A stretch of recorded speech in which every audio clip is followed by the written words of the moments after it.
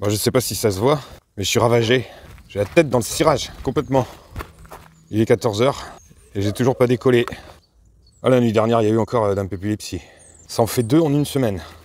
Bon, de toute façon, je me connais un peu, ça a toujours été comme ça par période, par cycle. Ça va passer. Après, il faut dire que hier soir, j'ai trouvé le sommeil particulièrement tard.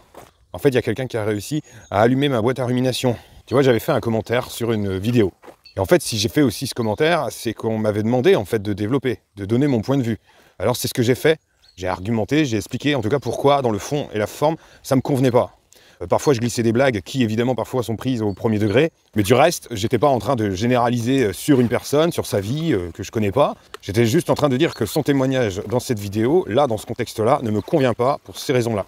Et puis il y a toujours des espèces de pourfendeurs de l'esprit critique, des gens qui se sentent obligés de défendre la veuve et l'orphelin, j'en sais rien, qui vont se lever contre les points de vue divergents. Alors en soi c'est bien, parce que c'est ça qui permet de croiser le regard et peut-être de rectifier son point de vue. Tu vois, il y a une personne qui m'a dit ouais, mais quand tu dis ça, c'est peut-être un peu dur à ce niveau-là. Et puis finalement, très rapidement, je me suis dit ah oui, t'as raison. C'est vrai que cet argument-là, il tient pas la route. Enfin bref, moi je pars du principe que si je donne mon avis, c'est pas pour qu'on me dise forcément que j'ai raison, mais qu'en tout cas qu'on puisse échanger là-dessus et peut-être faire évoluer nos visions.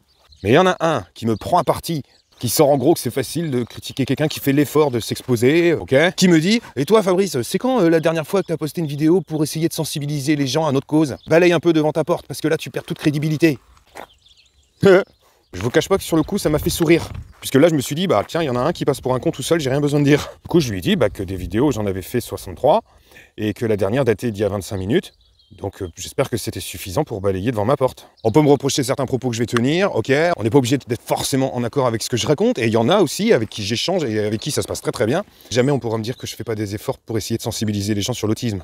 Du coup, moi j'y vois une espèce de procès d'intention, une humiliation, qui se base quand même sur une grande ignorance. Et ça ne me plaît pas du tout. Alors vous me direz que la personne n'était pas censée savoir que je faisais des vidéos, mais à partir du moment où tu as cette info, je trouve que c'est le minimum de correction que de présenter ses excuses, en tout cas, sur ce point-là. Ça n'enlève pas le reste du propos. Il a le droit de penser que je suis un peu sévère dans mon jugement, etc. Il n'y a aucun souci. Par contre, on me dit pas ça. Du coup, j'ai attendu un petit peu quand même une réaction. Aucune. Toujours rien. Et c'est ça qui me tue.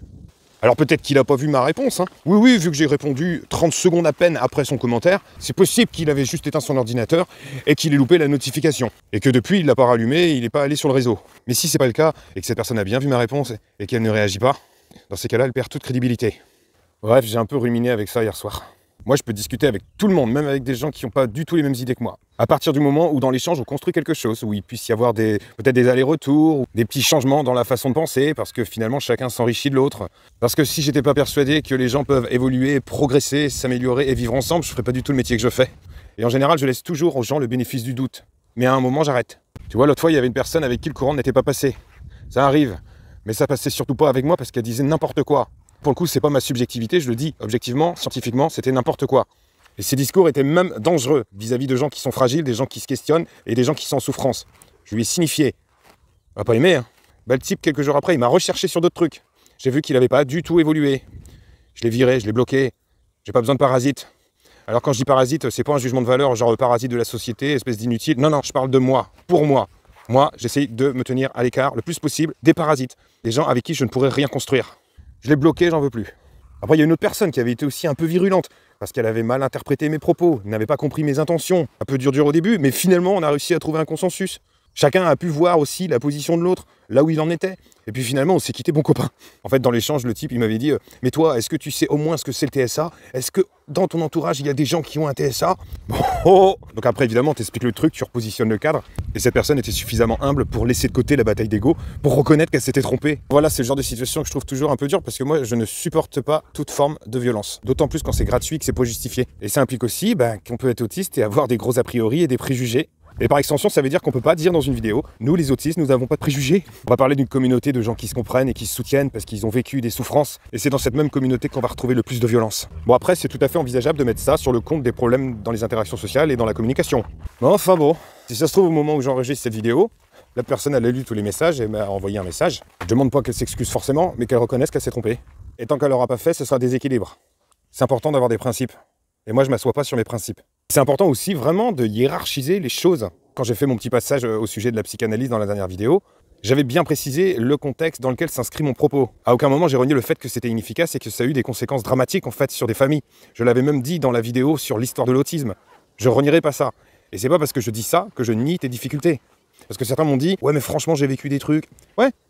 Mais c'est pas parce que je dis une chose que j'abonde complètement dans le sens. Apposer un bémol ne veut pas dire épouser complètement une idéologie. C'est pour ça que ce qui peut corrompre un message que je vais tenir et qui se veut être plus ou moins généraliste, c'est la trajectoire individuelle. Il y aura toujours un contre-argument. C'est pas parce qu'on n'est pas d'accord sur tout qu'on doit s'empêcher d'échanger. Et que d'un côté comme de l'autre, il n'y ait pas une possibilité aussi de remise en question, ou finalement de respect du point de vue divergent. Moi je dis ce que je pense, et j'essaye vraiment de trouver les mots pour l'exprimer et le rendre compréhensible. Et si malgré ça, malgré de la pédagogie, malgré aussi une certaine tolérance, une capacité à encaisser des trucs, ça rentre toujours pas, je peux plus rien pour l'autre. Et je dois me recentrer sur ma priorité absolue, moi.